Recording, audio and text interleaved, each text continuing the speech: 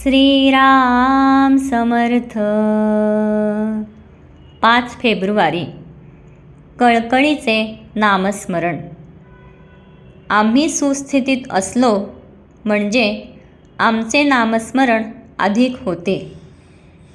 त्यात काही बिघाड झाला की तिकडेच सारे लक्ष वेधते. याला कारण म्हणजे आमचे स्मरण हे वरवरचे असते.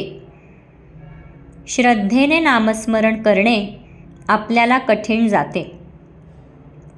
परमात्म्याशिवाय आपले कोणी नाही असा दृढ निश्चय अगर श्रद्धा असणे आवश्यक आहे.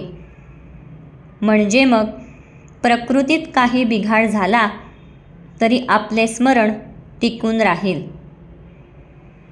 द्रौपदीला आता आपला कोणी त्राता नाही असे वाटून जेव्हा तिने श्रीकृष्णाचा धावा केला तेव्हा भगवान लगेच धावून आले.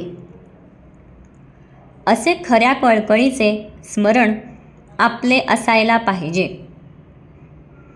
जसे लहान मूल काहीही झाले तरी आपल्या आईलाच हाक मारते, दुसरे तिसरे कोणी जाणत नाही, तसे आपले परमेश्वर स्मरणाच्या बाबतीत झाले पाहिजे.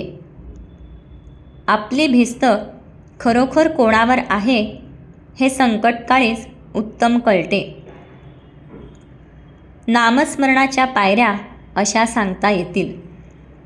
पहिली, सुस्थितीतले वरवरचे स्मरण. दुसरी, परमात्म्याशिवाय आपले कोणी नाही ही जाणीव होऊन संकट समयी त्याचे स्मरण. आणि तिसरी, हीच जाणीव दृढ होऊन पुढे अखंड होणारे नामस्मरण.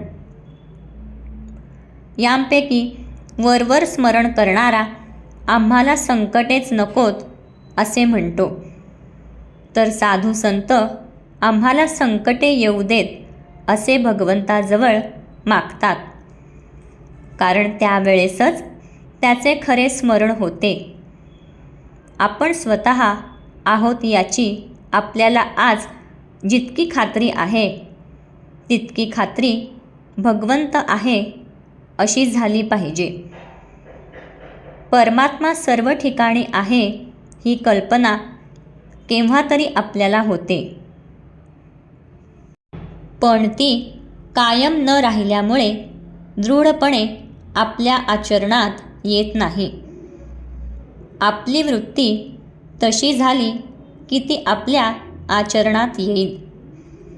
भगवंत हा करता आहे अशी आपली दृढ भावना झाली की आपण प्रत्येक गोष्ट त्याला सांगत बसणार नाही. भगवंताला माझे सर्व कळते असे जर खरेच वाटले तर त्याला आवडेल असेच आपण वागू. पहाटे उठावे आणि भगवंताची मूर्ती डोळ्यांसमोर आणून प्रार्थना करावी. तुझे विस्मरण जिथे होते तिथे मला जागृत करीत जावे. नाही मला आता तुझ्याशिवाय आसरा असे म्हणून त्याला मनःपूर्वक नमस्कार करावा. मनुष्य कसाही असला तरी भगवंताच्या स्मरणात त्याला समाधान खात्रीने मिळेल. जो भगवंताचा झाला त्याला जगण्याचा कंटाळा कधीच येणार नाही. विषयाचा आनंद हा दारूसारखा आहे. ती धुंदी उतरल्यावर मनुष्य जास्त दुःखी बनतो. मी भगवंताचा आहे या भावनेने जो राहील त्यालाच खरा आनंद भोगता येईल. भोग व दुःख यात वेळ न घालविता भगवंताकडे लक्ष दिले पाहिजे. जानकी जीवन स्मरण. जय जय राम.